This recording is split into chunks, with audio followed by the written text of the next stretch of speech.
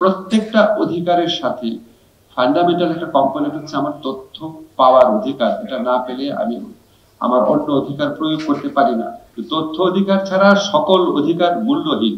তথ্য অধিকার কিন্তু একটু রিসেন্ট একটা কনসেপ্ট।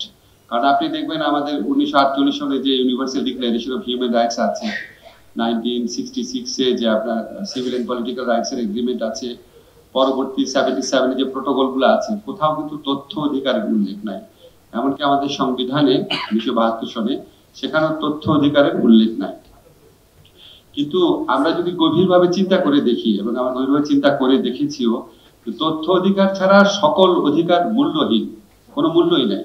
যেমন ধরেন আমাদের একটা ফান্ডামেন্টাল অধিকার পৃথিবীর সব দেশের কনস্টিটিউশন রয়েছে, কেউ গ্রেফতার হওয়ার পর তাকে 24 ঘন্টার মধ্যে আদালতে হাজির করতে হবে, গ্রেফতারের কারণ জানাতে হবে। এখন আমি যদি তথ্যটাই না পাই, একটা লোক কখন গ্রেফতার হয়েছে, কিভাবে গ্রেফতার হয়েছে, তো আমি আসলে অধিকারটা প্রয়োগ করবো কিভাবে?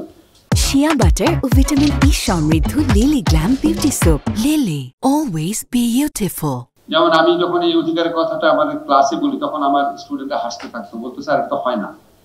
হয় নাটা কিভাবে?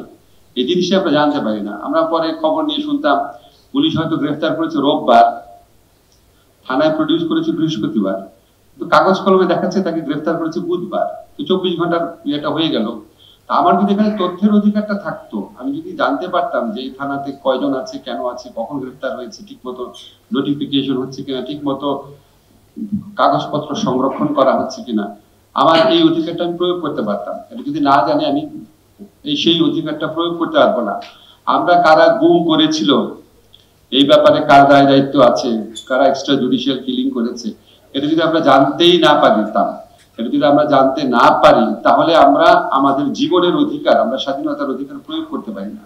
এরকম প্রত্যেকটা অধিকারের সাথে ফান্ডামেন্টাল একটা কম্পোনেন্ট হচ্ছে আমার তথ্য পাওয়ার অধিকার। এটা না পেলে আমি আমার অন্য অধিকার প্রয়োগ করতে পারি না।